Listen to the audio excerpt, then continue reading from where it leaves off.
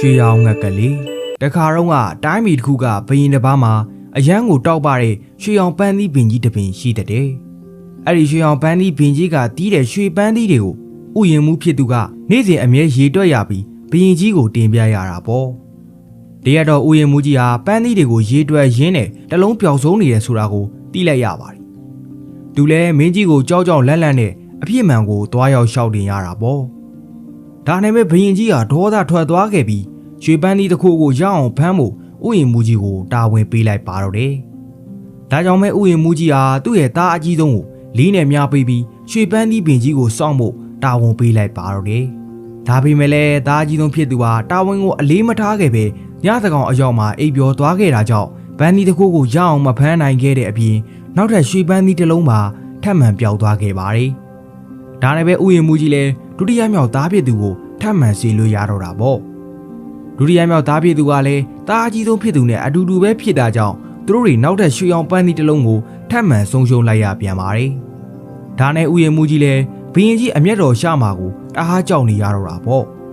့အဲဒီအချိန်မှာသူ့ရဲ့သားအငယ်ဆုံးဖြစ်သူမောင်မြဟာသူ့ကိုယုံကြည်မှုပေးဖို့ပြောခဲ့ပြီးလေးနဲ့မြားကိုလွှဲကာပန်းသီးတစ်ခုကိုဖမ်းဖို့လုပ်ပါတယ်သူကလုံလဝရိယအပြည့်နဲ့တညာလုံးမိတ်ခဲ့ပါဘူးဒီလိုနဲ့ညသကောင်အရောက်တော့ရွှေရောင်တောက်ပါတဲ့ငှက်လေးတစ်ကောင်ဟာပန်းသီးကိုလာရောက်ကတ်ချီနေတာကိုသူမြင်ခဲ့လိုက်ရပါတယ်လက်လက်ကလေးများနဲ့ရွှေရောင်ငှက်ကလေးကိုပြစ်လိုက်ပြီးမဲ့ပြစ်ချာလွဲချော်သွားခဲ့ပြီးသူ့ရဲ့ရွှေရောင်ငှက်မွေးလေးသာကြွကြံခဲ့တာပေါ့နောက်ရဲ့ရောက်တော့အငယ်ဆုံးသားဖြစ်သူဟာအပြစ်မှန်အားလုံးကိုဘရင်ကြီးစီမှာရှောက်တင်လိုက်ခဲ့ပြီးဘရင်ကြီးဟာအဲ့ဒီရွှေရောင်ငှက်ကလေးကိုလူချင်းတက်မှတ်သွားခဲ့ပါတယ်ဒါနဲ့ပဲရွှေရောင်ငှက်ကလေးကိုဖမ်းလာဖို့ထပ်မံအမိန့်ထုတ်လိုက်တော့ပါတယ်ဒါအကြီးဆုံးဖြစ်သူကလည်းအဲ့ဒီတောင်ကိုသူ့မဲ့ဆိုပြီးပြောဟာတိုင်းပြည်တွေကနေထွက်လာပါတယ်ဒီလိုနဲ့တောအုပ်တစ်ခုကိုရောက်တော့မြေခွေးတစ်ကောင်ကိုတွေးလိုက်ရပြီးလက်ထဲကမြားနဲ့ပစ်ခတ်ဖို့ကြံလိုက်ပါတယ်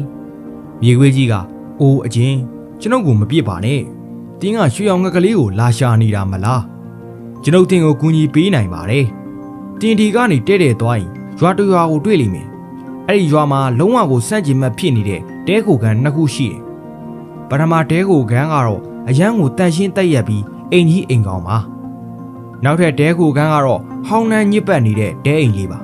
ါဒါပေမဲ့တင်ရွှေရောင်ငှက်ကလေးကိုလိုချင်ရင်တော့အဲ့ဒီဟောင်းနှမ်းစုပ်ပြတ်နေတဲ့တဲခိုကန်မှာတဲရမယ်အကြီးဆုံးသားဖြစ်သူကတော့မြေခွေးလိုတလိษံမျိုးရဲ့စကားကိုမယုံကြည်တာကြောင့်လက်ထဲကမြားနဲ့ပြစ်ထည့်လိုက်ပြီးမြေခွေးကြီးကမြားလွတ်အောင်ထွက်ပြေးရပါတော့တယ်ဒီလိုနဲ့သားအကြီးဆုံးဖြစ်သူဟာရှေ့ကိုခရီးဆက်ရင်မြေခွေးကြီးပြောလိုက်တဲ့စန့်ကျင်ဘက်ဖြစ်နေတဲ့တဲကိုကန်းနှစ်ခုကိုတွေးလိုက်ရပါတယ်ဟိုဘက်ကတဲကိုကန်းကတော်တော်မိုက်ပါလားအတီးမုတ်တွေဘာတွေနဲ့ကြည်ပါအောင်ဟိုဘက်ကတဲကိုကန်းများကြတော့စုပ်ပြက်တက်နေတာပဲငါသာအဲ့ဒီတဲကိုကန်းစုပ်ကြီးကိုတဲလိုက်မယ်ဆိုရင်ငါထက်မိုက်တဲ့သူလောကကြီးမှာရှိမှာမဟုတ်တော့ဘူးဆိုပြီးတော့ပြောတာလှပတန်ရှင်းတဲ့တဲကိုကန်းမှာတဲကိုခဲ့ပါတယ်ဒါနဲ့မဲ့သူဟာတဲကိုကန်းမှာပဲကားကုန်ပျော်ရွှင်ရင်းအရေးကြီးကိစ္စအားလုံးကိုမေ့လျော့သွားပါတော့တယ်ဒါကြီးဆုံးဖြစ်သူပြန်မလာတော့ဥယျာဉ်မှုကြီးဟာဒုတိယသားဖြစ်သူကိုထပ်မံဆေလို့ရတော့တာပေါ့ဒုတိယသားဖြစ်သူကလည်းအကိုကြီးဖြစ်သူလိုပဲမြေခွေးကြီးရဲ့စကားကိုနားမထောင်ခဲ့ပဲလှပတန်ရှင်းတဲ့တဲကိုကန်းထဲမှာပဲတဲခဲ့လိုက်တာကြောင့်တာဝန်တွေအားလုံးကိုမေ့လျော့သွားပါတော့တယ်အကိုနှစ်ယောက်ပြန်မလာတော့အငယ်ဆုံးသားဖြစ်သူမောင်မြကအဖေဒီတာဝန်ကိုသားအတွက်ခွင့်ပြုပေးပါငါသားအဖေသားနှစ်ယောက်ကိုဆုံးရှုံးခဲ့ရပြီးပြီနောက်ဆုံးသားကိုတော့ထပ်မဆုံးရှုံးချင်တော့ဘူးဆိုပြီးတော့ညှင်းဆန်တာပေါ့ဒါပေမဲ့မောင်မြဟာလုံးဝစိတ်ကိုပိုင်းပြက်ပြီးသားဖြစ်နေတာကြောင့်သူဟာမတက်နိုင်တော့ပဲခွင့်ပြုခဲ့လိုက်ရပါတယ်ဒါနဲ့ပဲမောင်မြတယောက်လေးနဲ့မြားကိုလွှဲပြီးတော့တိုင်းပြည်ထဲကနေထွက်လာခဲ့လိုက်ပါတယ်တနေရာကိုအရောက်သူဟာမြေခွေးကြီးနဲ့တွေ့ဆုံမိခဲ့ပြီးသူဟာသူ့ကိုယ်ရီလိုမြေခွေးကြီးကိုလေးနဲ့မပစ်ခဲ့တဲ့အပြင်လေးလေးစားစားနဲ့ဆက်ဆံခဲ့ပြီးမြေခွေးကြီးရဲ့စကားအတိုင်းပဲတဲကိုအဟောင်းလေးမှာပဲတဲကိုခဲ့ပါတယ်နောက်ရရောက်တော့မြေခွေးကြီးဟာမောင်မြတဲတဲ့တဲကိုခန်းရှိကိုရောက်လာခဲ့ပြီးကောင်းလေးငါမင်းကိုရွှေရောင်ငှက်ကြီးရှိတဲ့ရဲတိုက်ကြီးစီကိုခေါ်သွားပေးမယ်မင်းရဲတိုက်ကြီးစီကိုရောက်ရင်ရဲမက်ဒီအားလုံးအိပ်ပျော်နေလိမ့်မယ်ဘာကူမှဂယူးမဆိုင်နဲ့ရဲတိုက်ထဲကိုတဲ့တဲ့တာဝင်သွားဒီဟာတစ်ခုကိုရောက်ရင်ရွှေရောင်ငှက်ကလေးရှိနေတဲ့တစ်သားလောင်ချိုင်လေးကိုမင်းတွေ့ရလိမ့်မယ်သူဘေးနားမှာလည်းရွှေရောင်လောင်ချိုင်လေးတစ်ခုရှိလိမ့်မယ်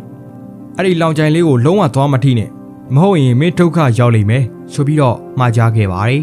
မောင်မြကလည်းနေဝင်ကြီးရောက်တော့မြေခွေးကြီးပြောတဲ့အတိုင်းအတိအကျလှုပ်ပြီးငှက်ကလေးရှိနေတဲ့တစ်သားလောင်ချိုင်လေးကိုတွေးလိုက်ရပါတယ်။မောင်မြဟာတစ်သားလောင်အိမ်ထဲကငှက်ကလေးကိုတွေးတော့မြေခွေးကြီးရဲ့စကားကိုမေ့လျော့သွားခဲ့ပါတယ်။ဟာ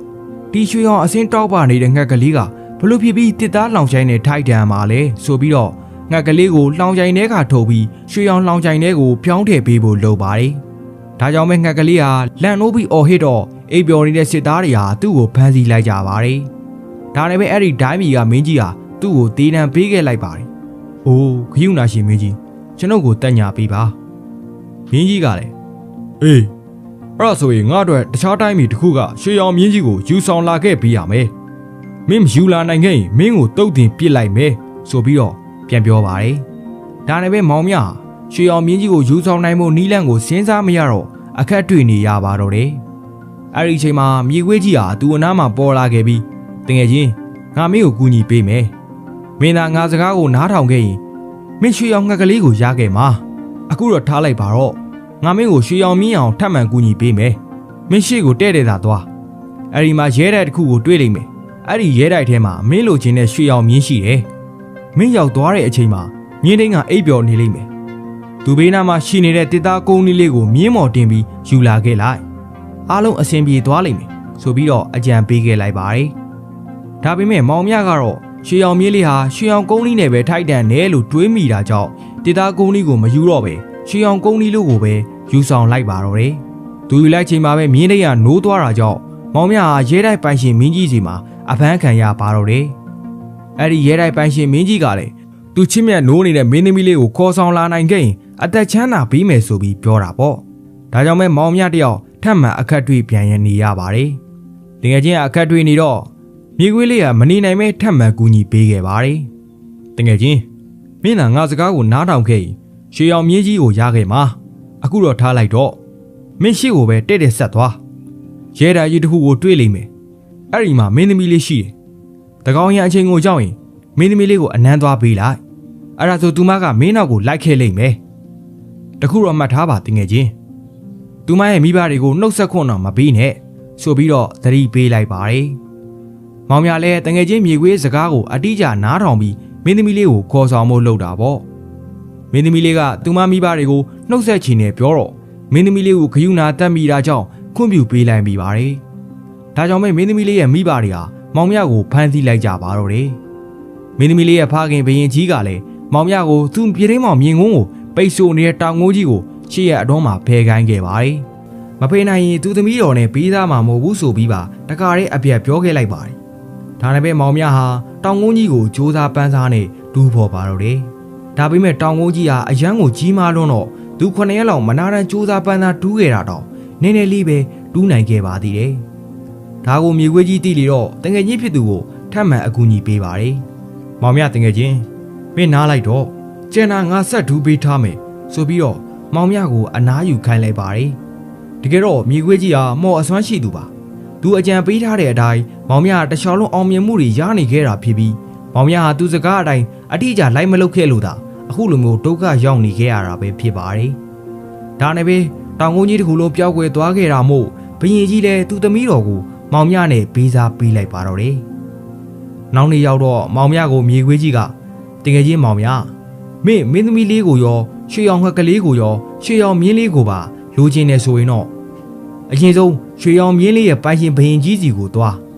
မင်းသမီးလေးကိုခေါ်လာခဲ့ပြီလို့ပြောလိုက်သူကရွှေရောင်မြင်းကိုကျေးဇူးတင်လက်ဆောင်အနေနဲ့ပေးလိုက်လိမ့်မယ်အဲ့ဒီကြရင်မင်းကမြင်းနဲ့မင်းသမီးလေးကိုခေါ်ပြီးတော့ထွက်ပြေးခဲ့လိုက်နောက်ပြီးကြရင်ရွှေရောင်ငှက်ပိုင်ရှင်ဘရင်ကြီးစီကိုသွားပြီးရင်ပြလိုက်ပြီးရင်မင်းကငှက်ကလေးကိုတစ်ခါလောက်တွေ့ဘူးချင်တယ်လို့ပြောလိုက်ဘရင်ကြီးကငှက်ကိုထုတ်ပြရင်မြင်းကိုစီးပြီးမင်းသမီးလေးနဲ့အတူထွက်ပြေးခဲ့လိုက်ဆိုပြီးတော့အသေးစိတ်မှာကြားလိုက်ပါတယ်။မောင်မြလည်းမြေခွေးကြီးရဲ့စကားအတိုင်းလှုပ်တော့အခက်အခဲမရှိပဲမင်းသမီးလေးကိုရောရွှေရောင်မြင်းကိုရောရွှေရောင်ငှက်ကလေးကိုပါပိုင်ဆိုင်နိုင်ခဲ့ပါတယ်။မောင်မြလည်းသူ့ကိုကူညီပေးတဲ့မြေခွေးလေးကိုတိတ်ပြီးတော့ကျေးဇူးတင်နေခဲ့တာပေါ့။တငယ်ချင်းမြေခွေးလေးငါမင်းကိုဘာတွေမှပြန်ကူညီပေးရအောင်မလဲ။မြေခွေးလေးကမောင်မြစီကအဲ့ဒီစကားကိုတစ်ချိန်လုံးစောင့်နေခဲ့တာဖြစ်ပြီးမြေခွေးလေးကလေးနဲ့တီးကြီးတဲ့မျက်နှာထားနဲ့တကယ်ချင်းမောင်မြမင်းငါ့ကိုတကယ်ကူညီခြင်းနဲ့ဆိုရင်မင်းငါ့ကိုတက်ပြစ်လိုက်ပါ မောင်မြလည်းအဲ့ဒီစကားကိုကြားတော့သူ့အတွက်တန်ငယ်ချင်းဖြစ်တယ်လို့ကျေးဇူးရှင်လည်းဖြစ်တဲ့မြေခွေးလေးကိုမလုပ်ရကြောင်းအကြောက်ကန်ညင်းဆိုတာပေါ့မြေခွေးလေးကလည်းတန်ငယ်ချင်းမင်းငါ့ကိုတကယ်ချစ်ခင်နေဆိုပြီးငါတောင်းဆိုတဲ့အတိုင်းလုပ်ပေးပါအဲ့ဒါကငါ့ကိုတကယ်ကူညီပေးတာပါဆိုပြီးတော့နောက်တစ်ချိန်ထပ်မံတောင်းဆိုပါတယ်မောင်မြလည်းသူ့ကိုတခြားလုံးအကူအညီတွေအကြမ်းကြမ်းတွေပေးလာခဲ့တဲ့မြေခွေးကြီးဟာအကြောင်းမဲ့ပြောဆိုနေတာမဟုတ်မှန်းခံစားမိလေတော့မြေခွေးလေးရဲ့တောင်းဆိုမှုကိုဖြည့်ဆည်းပေးလိုက်ပါတယ်ဒီလိုနဲ့မြေခွေးလေးဟာတေဆုံးသွားခဲ့ပြီးတိတ်မကြခင်မှာပဲသူဟာမင်းသားလေးတစ်ပါးအဖြစ်နဲ့ပြန်လည်အသက်ရှင်လာခဲ့ပါတယ်တကယ်တော့သူဟာမင်းသမီးလေးရဲ့နှစ်ပေါင်းများစွာပျောက်ဆုံးနေခဲ့တဲ့အကိုရင်းတစ်ယောက်ပဲဖြစ်ပါတယ်ဂျိန်းသားတစ်ခုကြောင့်မြေခွေးဘဝကိုရောက်နေခဲ့ရတာပါဒီလိုနဲ့မောင်မြတယောက်သူချီယာဒူရီနဲ့အသက်ထက်ဆုံးပျော်ရွှင်စွာနေထိုင်သွားနိုင်ပါတော့တယ်ပုံမြင်လေးကတော့ဒီမှာတင်ပြီးဆုံးသွားခဲ့ပါတယ်ခင်ဗျာ